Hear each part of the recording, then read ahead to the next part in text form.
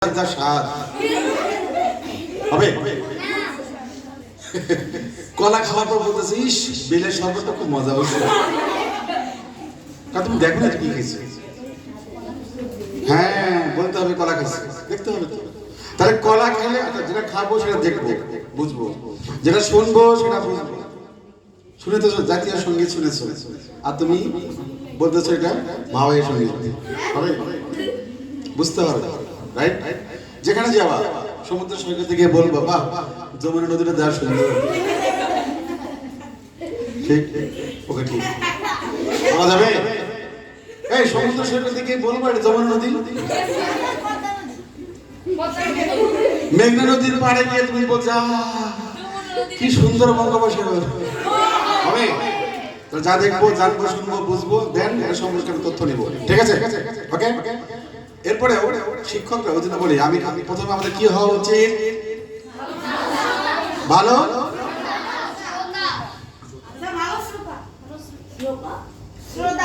ভালো শ্রোতা হতে হবে, রাইট? আমাদের একটা শ্রোতা শুনতে হবে ভালো করে, যে যেটা বলবে শুনবেন, বুঝবেন, প্রয়োজন হলে মানবেন, প্রয়োজন না হলে মানবেন না। এটা ইংরেজি বেনিফিট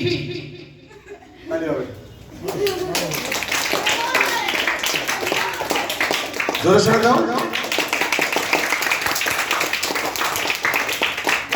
কেন আমি এটা নিয়ে কথা বলছি? আমরা যখনই লাভ শব্দটা শুনি তখনই কেমন যেন লাগে, একটু কেমন যেন লাগে। লাভ না, আই উড লাভ। কি কথা বলছি তো? ওকে দাঁড়াও।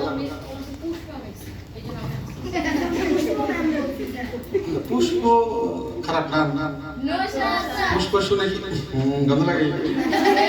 পুষ্প শুনলে তো হা হা হা, ফুলের নাম, ফুলের গন্ধ তো ভালো লাগার কথা। ওকে ডাকার পিছনে একটা কারণ হচ্ছে ও শুধু তোমাদের সহযোগী শিক্ষিকা না, ও মিরপুর ক্যারেট কোচিং এর এক্স স্টুডেন্ট।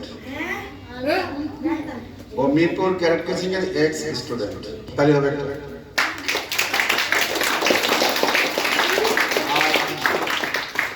হচ্ছে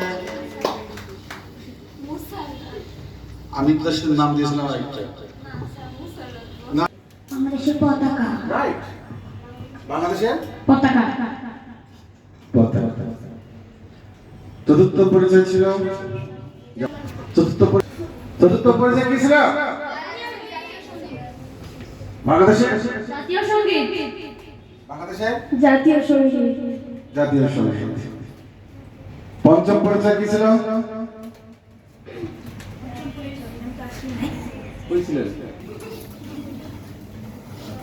পঞ্চম পরিচয় কি ছিল? বাংলাদেশের নদ নদী, নদ নদী। যেটা নদের নাম বলো। স্যার ব্রহ্মপুত্র। আরে বাবা পদ্মা, কি কি? পদ্মা, মেঘনা, যমুনা। আরেকবার জিজ্ঞেস করে আর কমো না।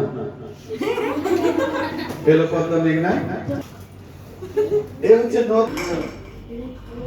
বলেন ইছামতি, ইছামতি। ইছামতি নাকি? ইছামতি,